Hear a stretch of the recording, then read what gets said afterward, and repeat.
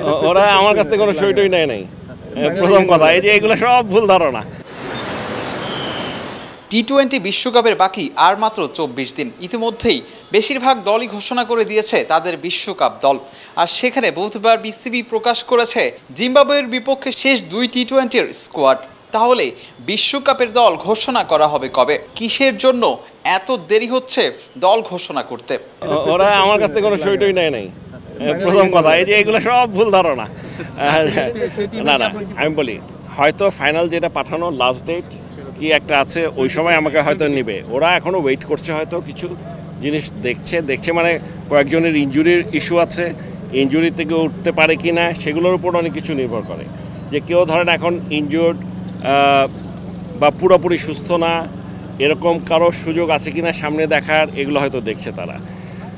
But আমি মনে করি জিম্বাবুয়ের সাথে যেটা হয়েছে, যেমন ধরেন সাইফুদ্দিন এবং সাকিব, ছোট সাকিব, দুইজনেরই যেখানে নাকি আমাদের শরীফুল তাসকিন আছে, আমরা জানি যে মুস্তাফিজও খেলবে, সেখানে দুইজনকে এই সিরিজে নেওয়ার কথা না, কিন্তু নিয়েছে, তার মানে দেখছে কিছু।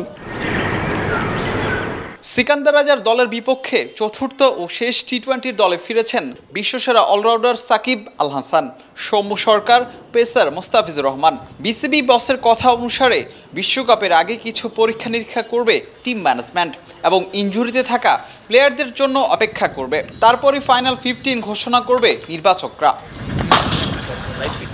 চোট কাটিয়ে যার ফেরার কথা সেই সৌম্য ফিরেছেন, আবার না খেলেই বাদ পড়েছেন আফিফ হোসেন এবং পারভেজ হোসেন ইমনরা। শেষ 2 টি-20-তে বিশ্রামে থাকবেন শরীফুল ইসলাম। পরীক্ষা নিরীক্ষা হয়েছে, ইনজুরি থেকেও ফিরেছেন। তাহলে এই দলই তো হওয়ার কথা বিশ্বকাপের দল।